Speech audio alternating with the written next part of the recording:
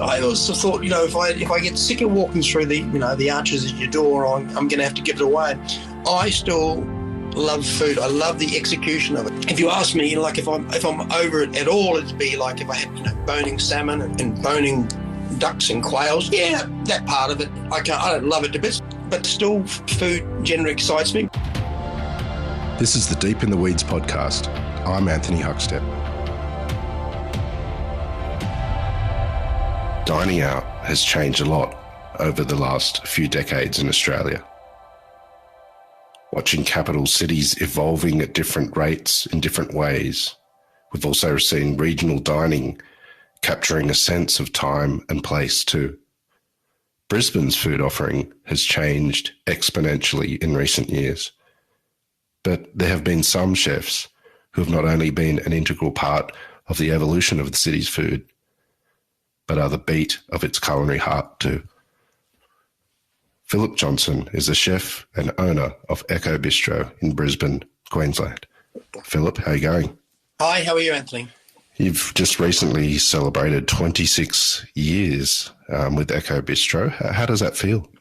Oh no, it's gone. It's gone quickly, and it's been a great journey. So, yeah, I mean, the years keep ticking past, but I'm sort of proud of what we've done, what we've achieved, and how we've stood the test of time, I guess, What was it like back in 1995 when you first opened the doors? Set a scene for what the food industry was like in Brisbane.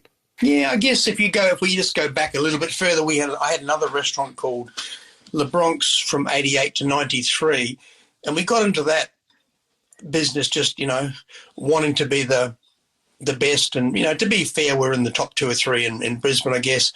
When we got out, we sort of got out with, with not much except, a great reputation. And we sort of, and we found out that's all you had to get out with. So, because when we opened in 95, we sort of, we built on that previous business, but we got into the business from a very different reason. Like the first business was costing us, I don't know, I think one or 2,000 a month in sort of laundry. Thought we've got to take out that, so we had no tablecloths in the second business, and we sort of got in for a far more business-like approach. But you got to be careful what you wish for, because a couple of years in, we won Restaurant of the Year, and it kind of snowballed from there. But we did get in to try to make it a business which we weren't going to work ourselves. The chefs weren't going to have to work crazy hours and all that. But so we got in for a different reason, but ended up with a great business. So that makes sense. What sort of food were you cooking back then in 1995 compared to now? Well, when I sold Le Bronx, which was a sort of a French-based, a French-style restaurant, I went back to the UK. I'd worked in the UK sort of 83 to 85, and I'd worked for Anthony Thompson. I'd worked for a couple of people, and at a place actually called Menage a Trois, which was sort of, became very famous because Lady Di ate there. It was really starters and desserts. And it was a nice fridge. And then when I came back, I just wanted to do a restaurant. Then we ended up with Le Bronx from 88 to 93. So, and then I went back overseas, and before we opened Echo, I worked for a big sort of bistro called DeLuga, which again, just ironically, was owned by Anthony Thompson as well. And I sort of learned to do, big numbers of bistro sort of food. So we were doing whole trays of confit duck and, just not massive numbers, but, being up to confit 50 legs at a time, sort of bigger than what I'd done previously.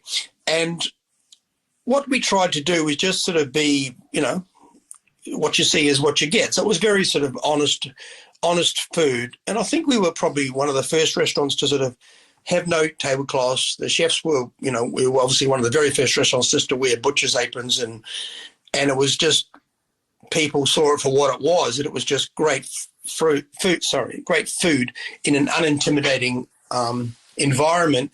And whether I just had this belief that whether you wanted to pop in for a warm salad or a bowl of soup, you got treated the same as whether you had a 3-course meal, and it sort of it grew from there. You're originally from New Zealand. What was food like for you as a kid? Well, I kind of grew up in a. My parents had motor garage, and that's still my other big passion is motor cars. We were sort of a third generation sort of family of motor cars, motor vehicles, and motor garages, and that. I probably would have wanted to do that, but my father was adamant that it's one thing working on your own car; it's a whole different thing when you've got to work on someone else's sort of rubbish or whatever. And so my other passion was I thought I'll go in and try and be an aircraft mechanic. So I went and sat my maths exam for Air New Zealand and, failed that dismally. And my mum, not far after, she just walked me around, I was from Christchurch. We lived in Oxford, which is 30 miles out of Christchurch. And she just sort of, in those days, you're talking the 70s, just walked me into a hotel called the Clarendon and said, my son wants to do an apprenticeship. And I went, yeah, you can start tomorrow.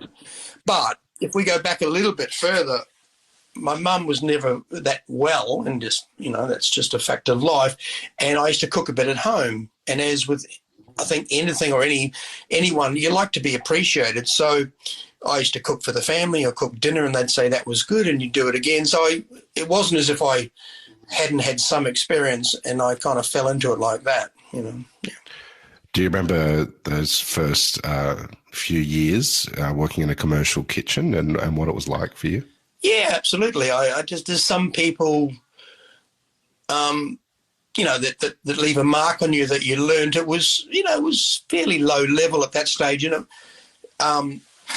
It perhaps, wasn't a true passion. I liked my job, but there was other things. I was racing go-karts and doing all sorts of stuff as a young person. And so it was my job, but it wasn't the be-all and end-all. So when I first went to the UK in 83 to 85, I was actually working at a place called the Crest Hotel in Brisbane, which became the Pullman sort of years later. And a friend of mine, Jim, had gone overseas, and he was working at the Roo Brothers, and my other friend David had gone, and he was working at the Dorchester, and they'd been there about 6 weeks or whatever. And they rang me up and said, "You got to get over here. This is just a whole different game." So I went, got on a plane, and I can remember my first job was at this Menage a Trois, and we were sitting on the steps waiting for the chef to come and open up. And these supplies came from France, some from locally in London, and it was like 15 mushrooms and say 20 different lettuces and 30 unpasteurized cheeses. And I was just sat there and thought, bloody hell, I'm going to be flat out putting a name to this, let alone remembering them all and that sort of stuff. And you got to remember, in 1983 in Australia, we probably had or certainly in Brisbane, we probably had an iceberg and a cos lettuce, and we probably had a field mushroom and a button mushroom. We're talking 15 types of mushrooms, 20 types of lettuce, and that's when something just clicked in my brain. I thought, this is my life, this is what I want to do, and I really held that vision to come back and do the first restaurant, and subsequently Echo in 85. And during that time, I would go and do stages, which, it's becoming less and less sort of acceptable because of people are worried that someone might fall over on your premises or something like that. But a stage as people go and do, basically work experience. It's a French term, stage, being on stage. And I used to go to the Ritz and do in the pastry section. I had a big passion for pastry, and that's when I just that's when I guess I sort of loved it and just held that vision. I haven't actually tired of cooking to this day, which I think is amazing because I'm 62 now, whatever. What drew you to Brisbane? I actually I kind of left when I was 21, really. So I consider myself Australian because I only hold one passport, and I left New Zealand when I was 21, and I've been here 40 years. Look, I worked around. I worked in Sydney. I worked in Perth, and I guess really just Christchurch is a pretty cold place, and I just migrated to the sun for no other reason. And it was from there, sort of a few years, I went to the UK, and I'd left a vehicle here, so I came back to here, and by the time I come back, I'd wanted to do a restaurant, stuff like that. Yeah. Brisbane's culinary landscape has evolved really quite beautifully What's some of the really key moments, do you think, over the last couple of decades that have helped foster such a great culinary landscape? I guess Expo 88 was the one that sort of showed people that it was okay to eat out on a Tuesday, Wednesday night.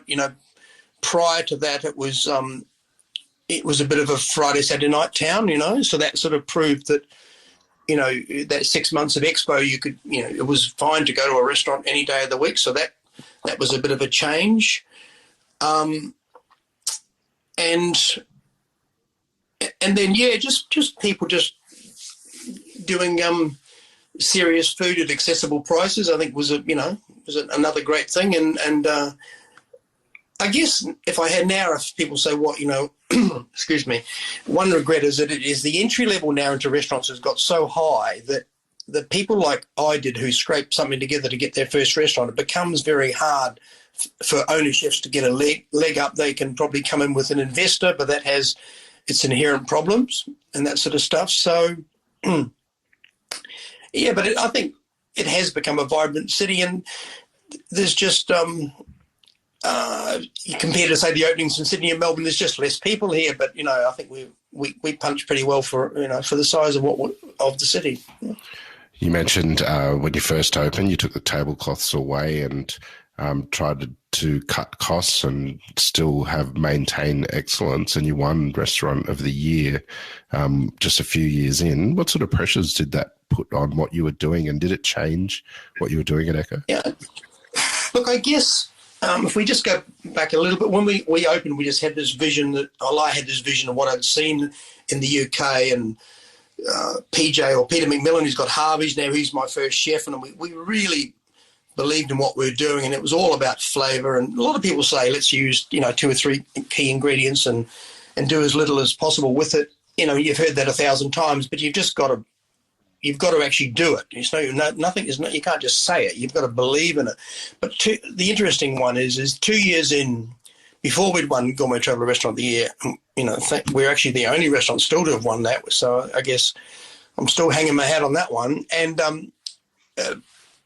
2 years in, PJ, myself picked up the River Cafe Blue Book, and I just looked at it and thought, man, this is what I want to do. Like, we weren't that far off the mark, but it was just so simple what Rose Gray and Ruth Rogers were doing. It was just all about flavour. It was grey, it was grey. If it was green, it was green. This is all about, what you see is what you get, blah, blah, blah. So within 10 days of picking up River Cafe Blue Book, I bought an airline ticket and I went to London and worked for a couple of weeks at River Cafe. And at the time, there was Jamie Oliver, was just rank and file there. It was before he got his break with his first show. Bennett Donahue was there. Darren Simpson was there. So that I worked, and I left there and sort of talked to Rose, and it was just like, someone would come over during a service and say, do you want to put a bit of capsicum, for example, I don't know if this exactly happened, but this is the type of thing that happened, put a bit of capsicum on on a crab risotto or something, and she would just look at them as if they're from another planet. She could only see things that food, there was nothing for garnish. If it was a herb that might have added flavour, that's fine, but, there is no way that you're just going to put something red on top of it to make it look pretty. So I subsequently, we'd been sort of, photographing our first book, and again, you could never do it these days. We were just getting a photographer in to take it. We were writing the recipes down. We didn't have a design or nothing. And when I came back to Australia, I said, we're getting the tomato dice off the bloody, mushrooms or whatever, and I've never put them back on since. So it changed the way I thought about food. Rose Gray, who's sadly since passed away, was just such a visionary. Obviously, Ruth was there as well, but Rose was really, to me, the one that defined what I saw in that. And, just basically spawned so many great chefs, from Jamie and C.O. Randall went on to do great things in London and stuff. It was just a platform there. Like when I was there for those 2 weeks, there was tomatoes and stuff coming in that, if you'd got them in Australia, and this is even, we'd moved on now, we're in the 90s, you'd be so proud. That was being, turned around because it wasn't quite up to their standard. They were just, and they weren't being difficult. They just believed so much. Like, they had the favourite olive oil called Silver Piano, and they used to go every year to Italy, but they'd try the oil. If it wasn't good, they'd go somewhere else. It was just all about flavour, and nothing else mattered. Like if it was a broad bean and it was just the risotto turned out grey, that was what it was. It was just a different way to look at food, and it changed the way I thought. So I came back, and the rest is kind of history. We won Gourmet Traveller Restaurant of the Year, and that was sort of an interesting experience in itself, because in those days there used to be one, you buy the magazines and you could vote. So there was one way, it was a people's choice, but then what happened, people used to buy a lot of magazines, so they thought we were the first year that there was a people's choice where you could, vote for the magazine, and there was a critic's choice, and we got in on the critic's choice. So there was two for every state, and Rick Stein was the judge. And again, sometimes you got to stand in the right place at the right time. Had it been Robert Carrier or someone else, I don't think which was a previous judge, I don't think it would have been us. But Rick Stein went to the two restaurants in every state and judged them. And we got the invitation to go to Sydney, and we thought, well, we're not going to win this thing, but I guess we just go and make up the numbers or whatever. Cut a long story short, we went to the awards. It was in on one of a restaurant in the park just opposite one of the museums there. And Rick got up and talked about it. And in that year, there was Rockpool and Tetsuya in the same award. Not that I ever think that that's going to be me, but I was proud to be one of the 12 final restaurants, whatever it was. So he talked about each restaurant he went to and his experience, and he sort of went through about 10 of them, and we didn't get a mention. I thought, that's just weird. Still not thinking anything, just thinking, I know we're not going to win, but you surely think we'd get a bloody mention. And then he said, I went to this one restaurant, and the waiter was talking about Madfish Bay, and he said where the fish get caught in the rocks at low tide, and they struggle and they go mad. And he explained the story of the wine, which was Madfish wines, and I didn't know that the waiter had actually said that to Rick Stein, so that went over my head. And then the next one, he said, then I had just this food that was just very honest. It was just some calves little with some mash, and I was thinking, yep, that could be anyone. And then he said, and then I had this Moreton Bay bug risotto with fennel, chili, and it was sort of a dish that I'd seen at River Cafe, not with bugs, but with with another seafood. And I thought, holy shit, that's me. And then it was sort of like a surreal moment that you think, this is your crack. And in those days, those awards had so much meaning, because there wasn't, a ton of different awards. And I'll just give you one, rather than rave on here, I'll just give you one little thing. We used to have an upright sort of freezer that stood in the kitchen, because the Echo wasn't terribly big initially. It was about 60, and we eventually expanded it to about 85, 90. We had like an upright freezer, and we had one of those old fax machines that, would spill out paper but wouldn't actually cut it off. It was just like a reel. And we came in the next morning, and so you're talking something 2 meters high, 6 foot high, whatever, or a bit over 6 foot. And the paper was hitting the ground with congratulations, bookings. And then it went kind of really silly. And this was another lesson in learning in life, is that you don't want to sort of get away with your own hype, is that we were full on a Tuesday for 3 weeks and full on a Friday, Saturday for 3 months. So there's a certain way that you can say that. So when someone rings up, you can say, we're full, bang, put the phone down. That gives a certain message. Or you can pick up the phone and say, we're really sorry, we are full.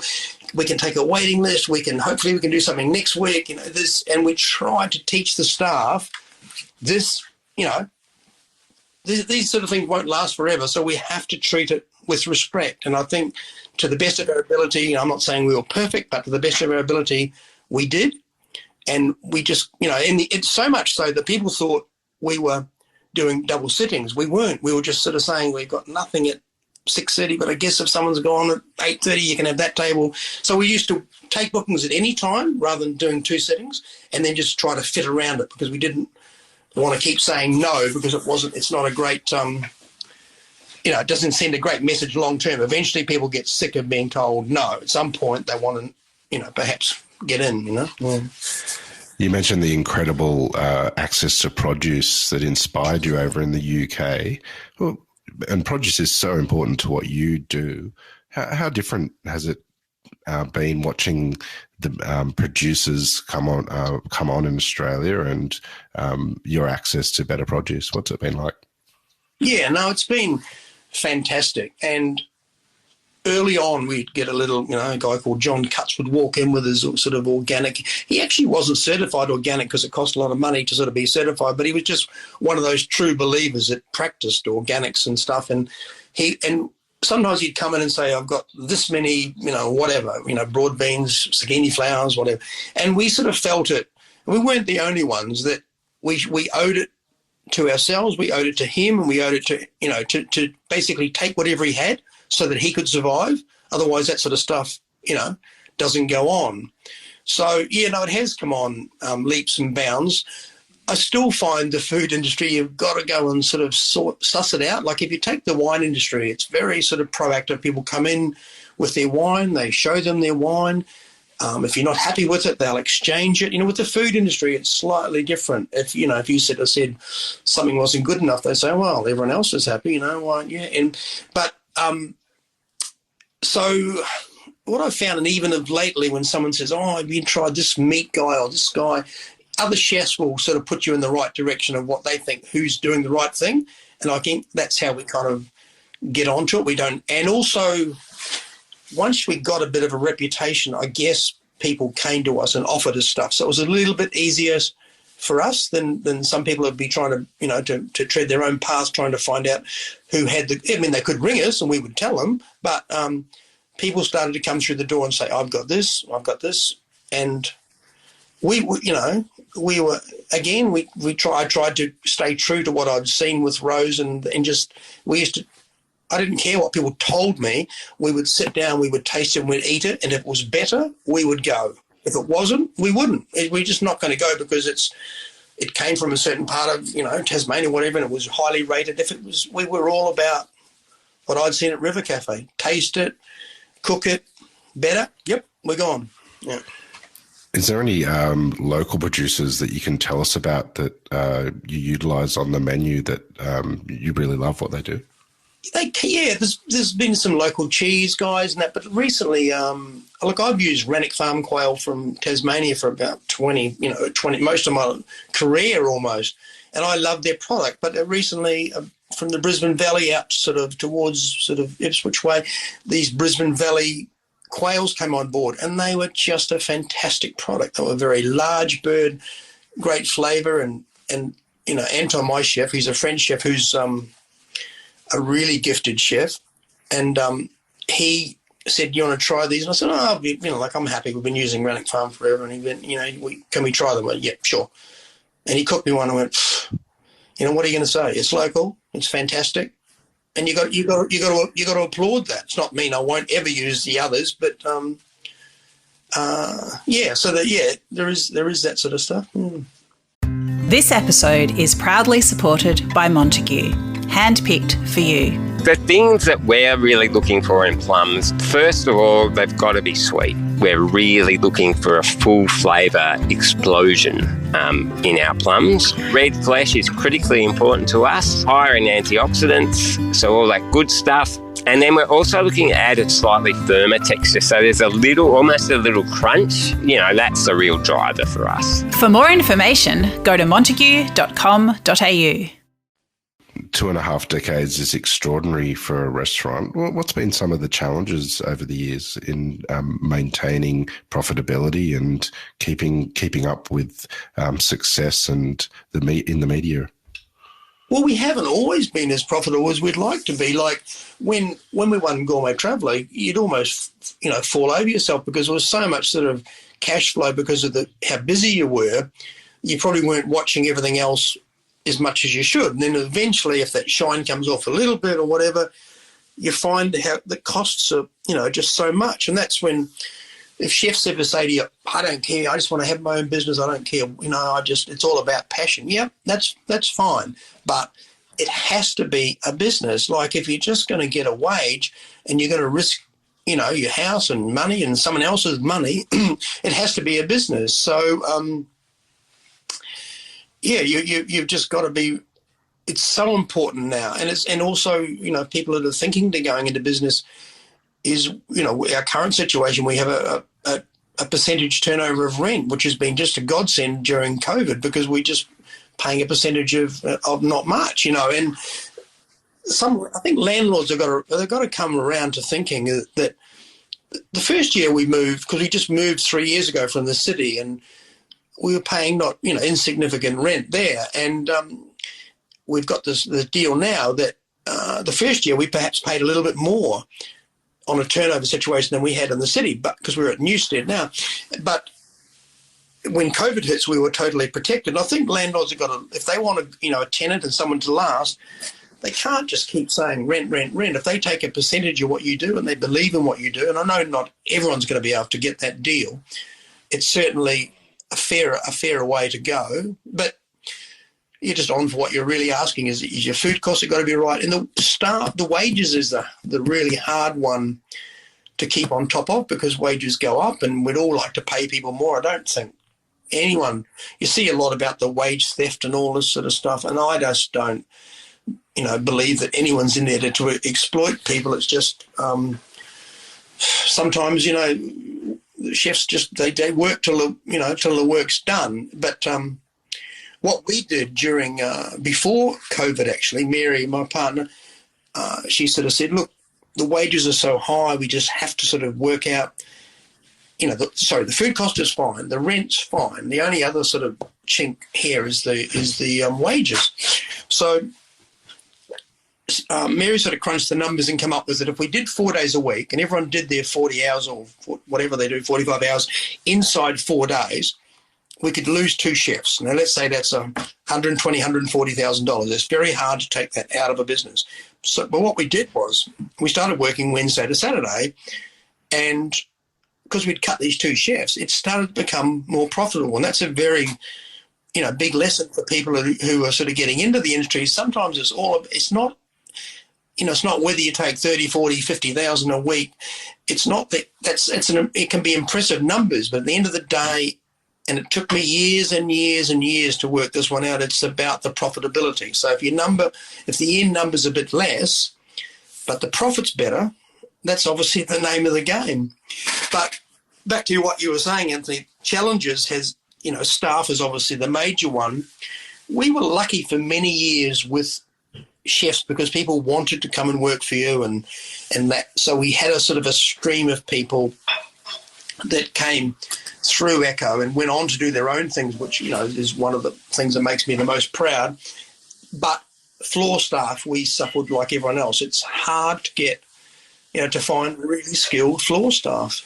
If you take Europe, you can do an apprenticeship in food service and it's a proper profession, whereas here it's all, I'm a university student and I'm just going to earn a bit of cash on the way through, trying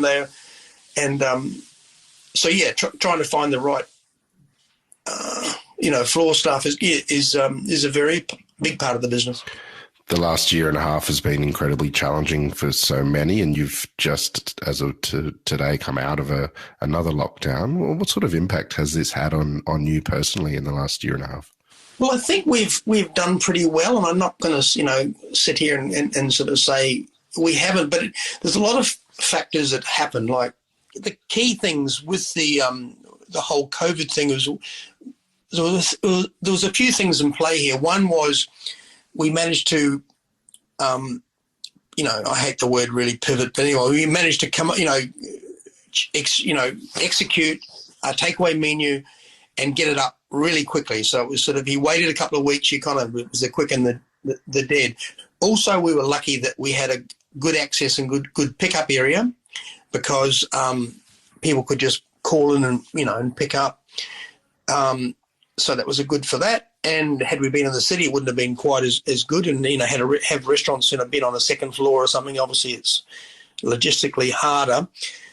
The other thing was we did have a Deliveroo tablet hanging around for a little venue we had outside once. And on the first night, we worked out that, it didn't work. For some reason, it didn't work. We couldn't get it to work. So we just sort of said, you got to pick up everything. And then at the end of that night, maybe it was a Saturday night or something, we took 5,000. We were so impressed with them. That's a lot of takeaway. And we thought if we'd gone through Deliveroo, it would have been 3.5. So we thought, we're not doing that again. And then what happened, it wasn't really frowned upon. It was allowed. We said to everyone, you've got to pick up. And people, I think they were quite keen, either the husband or the wife, whatever, to get out of the house. That getting people to pick up wasn't hard. There was a little bit of a journey. So, and that's how we did it. And then again, we had to let some staff go, and we didn't get a heap of JobKeeper, and we didn't get a heap of JobKeeper, but because we had a few immigrant workers and stuff, but we just tried to give them what we could, and then they paid us back with loyalties. When we came back on stream, we were able to re-employ them and all that sort of stuff. And so we obviously didn't get hit as bad as New South Wales or Victoria, but also when they sort of said we're going to shut for 12 weeks, I think people would be really surprised how little reserve restaurants have in the kitty, and we sort of thought, how are we going to do this? And anyway, we managed to to get through, and I thought, well, worrying myself to death is not going to fix us either, so we just got to give it our best shot and do what we can. And then as soon as we come out of lockdown, sort of everyone who'd sort of supported us sort of thought, it's so great that what you did during the takeaway, and then they came back and filled the restaurant. And then I guess a byproduct of COVID was we decided we were going to do a set menu, which we'd never been able to do, and no one in Brisbane had really done it that successfully before. And we're just going to charge, 85, whatever it is, plus you can have a wine option as well. And we're going to take a deposit, which pre-COVID, if you'd said to someone, I'm going to take $85 off you, even for a table of 4, they would have said no way. So people become a bit more compliant, and they were willing to, and they sort of thought, oh, these people did a good job during takeaway. And so we come up with this concept again, with Anton and Mary and myself, that we would we'd change the menu every 2 weeks. We'd put it up on the it's like a 5 courses or whatever. And I think eventually when it just was so strong after COVID that we didn't really need to do anything but the 5 course. Eventually we sort of gave it 3-course option, Wednesday, Thursday. But we've kind of stuck to it this far. Like, down the track we may do a set price, but give a little bit of a choice on the entree and main out. I could do set menus for the rest of my days. It was a breath of fresh air for me. You do 50 bread, then we do 50 salmon entree, and then we pack away all the way that. Then we do 50 gnocchi, and we put that away. It was just glorious. But the chefs, when you forget when you're young and keen and hungry, they'd all be happy to go back to a la carte. And I'm just looking at them going, but it's more work. It's nice to see that they're still driven and they want, it's a terrible chef trait. They want to make extra work for themselves and to make them feel worthwhile, I'm not sure. Do you think restaurants have changed forever because of the circumstances of the last year and a half? Look, I think so, and look, we are doing the set menu thing. Not a lot of other people are, but I think it's really people have probably become to realise that it's part of the fabric and part of you've got to support these. You want them to survive, you've got to support them, and there's been a change. People have that because people have so much. Choice out there. They can go anywhere, so you need the support. And the other thing is, since we started taking a deposit, which, as I said before, it would have been hard to try to tell everyone to give you a credit card beforehand and everything. Since we take a deposit, if you cancel within 24 hours, you get the money back. If not, if you want to change inside that time, you can move it to another date, but you probably don't get your money. You take a credit for another day. Anyway, our no-shows have basically gone to zero. So people, I think, and I'm not just sort of, bagging the general public, but people sometimes I've got to believe they made, a booking here and a booking there and whatever, and sort of decided where they're going to go, and they maybe they cancelled, maybe they didn't. But, how do you go from having 2 or 3, no-shows on a weekend on a Friday, Saturday to actually having none? It's because Not that it's just people have got, they've got a commitment, and that's perhaps the way it should be. You put down your deposit. If you can't make it, you've got to tell us, because if someone doesn't turn up for a 4, a restaurant could lose $600. Like, that could be the profit for the whole night. So that's been good. Is that there's been a bit more, it's kind of swung back, and I'm not saying we got the whip hand, but it has swung back a bit, that we're also telling you what we're doing, and that's fine, rather than it all being, the other way. Your influence on Queensland's culinary landscape is incredible over a couple of decades. What is it that you love about what you do? I don't know. I also thought, if I get sick of walking through the arches of your door, I'm going to have to give it away. I still love food. I love the execution of it. If you asked me, excuse me. If you ask me, like if I'm over it at all, it'd be like if I had boning salmon and pulling the the pin bones out of salmon, and boning ducks and quails. Yeah, that part of it, I don't love it to bits, but I'm still happy to pick herbs with the kids and that sort of stuff. So, but food generally excites me. When I see talent, it really excites me. So our current chef, Anton, who's, French, but he trained in London, blah, blah, blah, just has great taste and great feel and I just admire that. Like, over the years, you'll find people, they're kind of a bit scared to employ someone that good, and, perhaps he could take your job or something. Not going to happen with me because we own the business, but sometimes you'll see that in hotels or restaurants where but always employ the very best you can. The least they can do, they can just make you look good. So, and I tell you what genuinely excites me, when I see people that are genuinely gifted, because you're not the only person in the world that's gifted. There's other people out there. And when you see people coming through, do you think, yeah, he's got it. He's going to go all the way. He's got good flavour, good technique. And then you see other people and you go, you know what? You're just doing the same, making the same mistake over and over. I just, And another rewarding thing is sometimes you'll get someone in the group. Say we have 2 or 3 girls. One's Chinese, one's from Korea, and one is from Philippines, and Anton's French. I'm New Zealander, but basically Australian. We had an Australian girl, and she was perhaps the weaker link, but because she worked with Des and Haley and all these others, she kind of got I've seen that over the years. She got dragged along. That her game, no one likes to be, last of the pack. So she got dragged along. So that she was actually up to her game because she didn't want to be the weak link all the time. So it's nice when you see that, because it's growth, not only for me in the business, but it's for them too. It's a learning experience. They learn from that.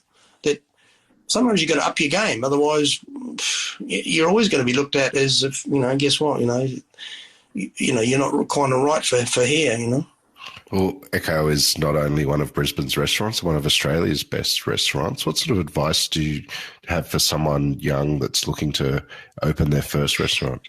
I think the best advice is you just got to work for the right people. And when people come to me and they have a CV, look, if they've got their qualifications, and I realise that, done their hygiene and their food safety, that, of course, means something to me. But at the end of the day, I want them to work for the right people. Of course, you can have the odd place where you worked at a hotel that might not mean much, but your CV really should show good people, and it should perhaps, show more than 6 months. Years ago, we used to think, we want people to work a couple of years. That's not the case, but 6 months is not enough. So if you work a year here and a year there and 2 years there, that's fine. I don't have an issue with that. But people learn more from working from, with good people. And that's just the name of the game. If someone's worked for Ben Williamson, who's at Agnes now, and worked for, people that I know around town, I'm going to give them a crack because, number one, I can call them. And number two, they're making good choices. And that's where people are going to really succeed, is just work for the right people, You moved Echo a couple of years ago to a larger site, and you've got through COVID so far very well. When we're on the other side of this, what are you most looking forward to? I guess these snap lockdowns and that they're a bit we haven't had, again, anywhere near as much as say, Victoria. Sydney hasn't been too bad, apart from the latest one. But I guess I just want to run my restaurant, to be honest. I mean, and same as the chefs, like they don't mind doing the takeaway. It's not their thing. They do it really well, and they I believe we've been doing things that other people didn't do, which was like a whole lamb shoulder that would feed 2 or 3 people. So just things that, people can just take home and have enough left over in the sandwich. So plus it was a decent price point. It was $70 or $75. So it was, we sort of hit a market that not everyone was in. But this week we would have gone very close to taking nearly as much in takeaway as the restaurant did, which is just amazing. But we didn't have our outside catering, which is a big part of our business, and we didn't have our private dining room, which is a big part of our business. So if you just, that's probably another thing, back to what you asked before, Anthony, what advice can I give, is it's very hard just to have an a la carte restaurant. You really need a few strings to your bow. Now, whether that's a private dining room, a little bit of a takeaway through part of the business, or like we've sort of really built an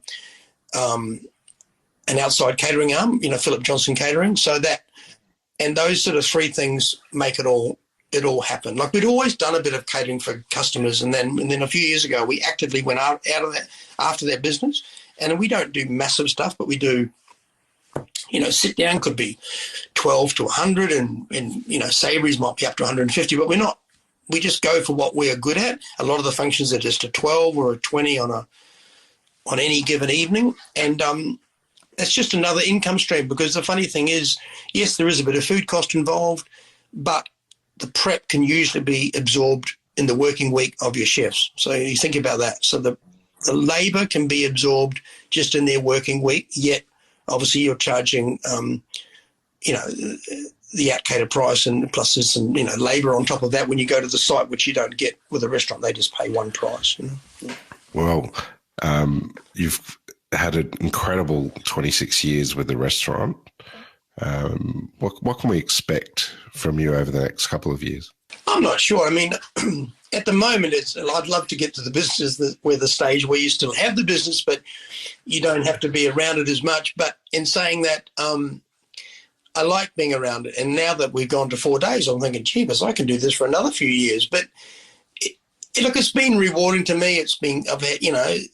You've had tough times and good times, but basically when people come back, and they say, we got, starting to make me feel old, but they say, we got engaged at Echo, in 95, and it's like, 25 years ago, we've been married 25 years and we first came to Echo. So it's nice to think that people, they respect your longevity, and they respect that you still stand for what you set out to stand for. And that was pretty, uncompromising and quality. And at one stage you sort of think, am I sort of breeding a whole lot of sort of food snobs, because they only want to use good olive oil, they only want to use, a good salt, they only want to use a great vinegar.